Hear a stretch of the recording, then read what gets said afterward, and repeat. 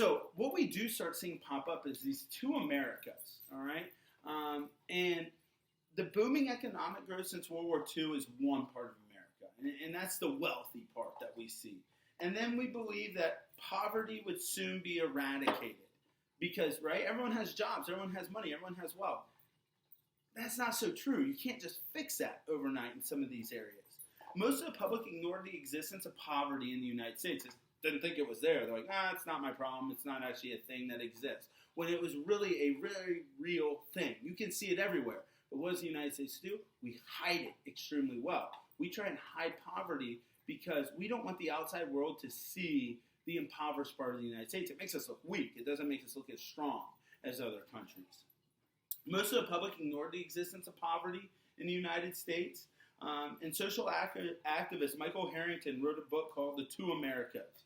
In this book, a little bit different than what I was reading earlier, The Wonky Donkey, it talks about how the United States changed so dramatically, right? And how there was this really evident poor America and really rich America, all right?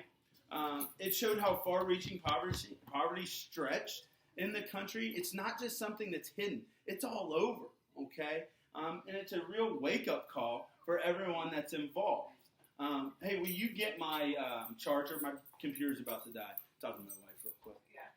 So I can plug it in. It's at 1%. It's in my book bag. Grab it for me. I don't want this to end on us right as we're getting ready to go. Thank you. Make sure the dog or no one knocks my computer over because it'll cost me a lot of money.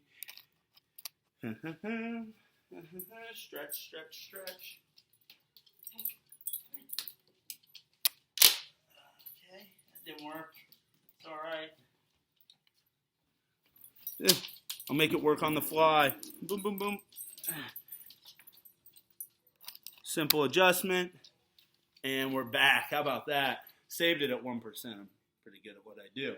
So, people, like I said, didn't really recognize this or didn't know it was occurring.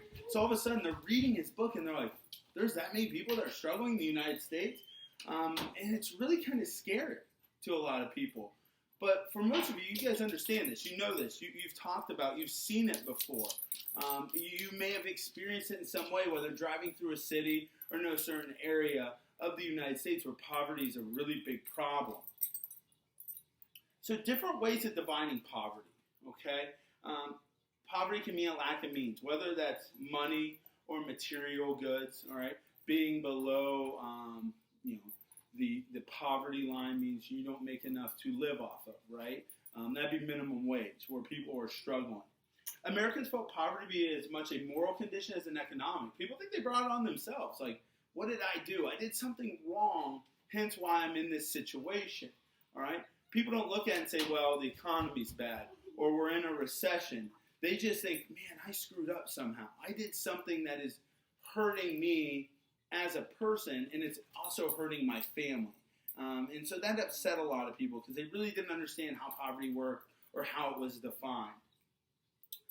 They look down on people. You know, a lot of people judge other people for their economic situation, and so they're like, hey, because you're not as financially well off as me, then you're not as good as me, or you don't have the same status in society, all right? These are known as paupers. They didn't work, and they lived off government funds, which could result, all right, from misfortune. So they worked off stuff, and they said, hey, it's not really my fault, but, you know, I'll have the government pay for me, and I'll get stuff from them. Hey, you be quiet, all right? My boy, going nuts. That's cool, all right? Poverty could result from misfortune, such as the elderly, the disabled, as well as children, right? Children can't do anything if their parents are in an economic situation. It's not like they can go out and find a job or help their situation. They are just a part of it, okay? And that's where we start to see people really feel bad for children that are in economic poverty because they understand that these children, okay, can't do anything about their situation. Don't step on my cord. Don't step on my cord. Definitely going to step on my cord. It's all right. And so what we're seeing here is this is where people start to give a lot of money back and start to really help people out financially when they see children affected. That's why when you see a lot of commercials, who are the people that they put on the commercials? Children. because people feel bad when they see children. They want to help them out any way possible.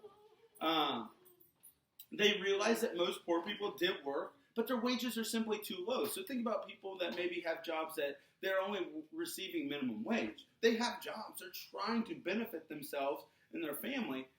The only problem is the ends don't justify the means. They're not making enough money to support themselves, pay rent, pay their insurance, pay their utilities, and then have enough financially to go buy other things as a consumer. So they're going to continue to struggle in that way. And so until we figure out how to fix that problem, and it's obviously still a problem today, we're going to continue to see poverty be a big issue in the United States. Now,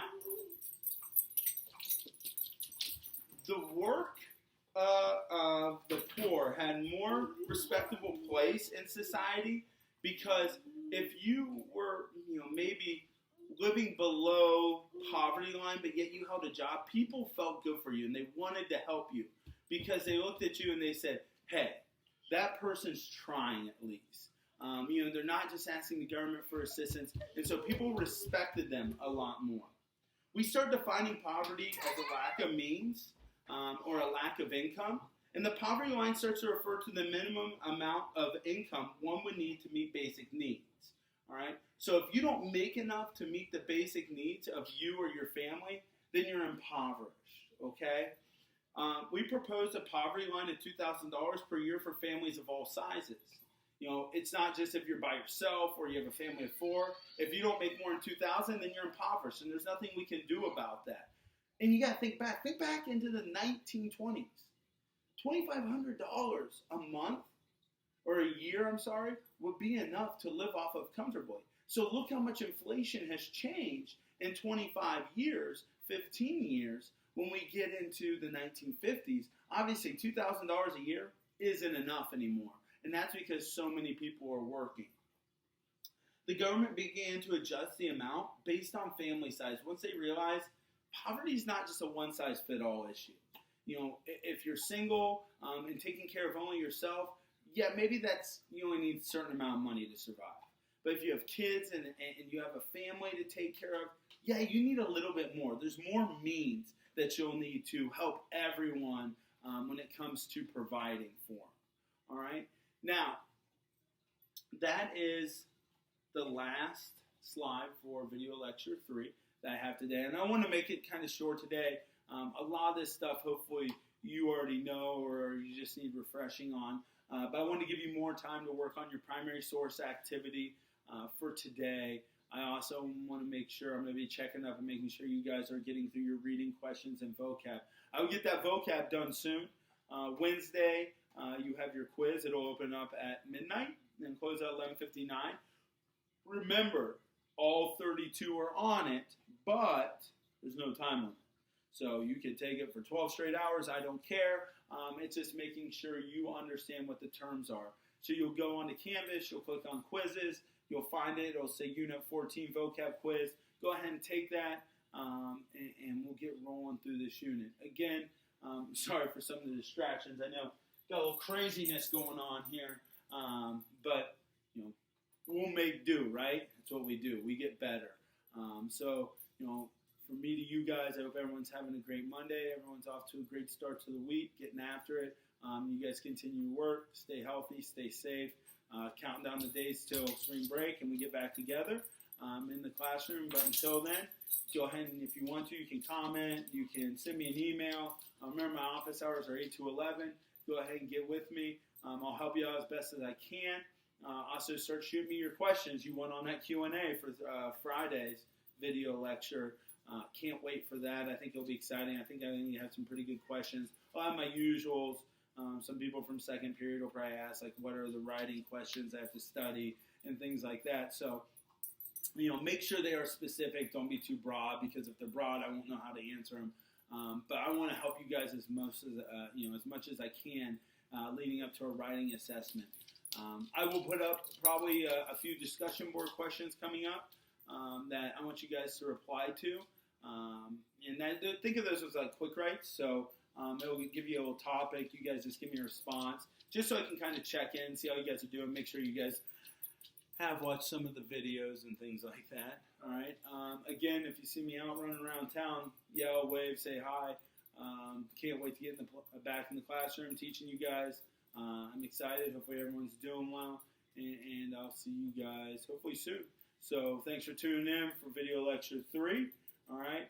I'm sure you guys are probably anticipating, what is he going to wear for video lecture 4?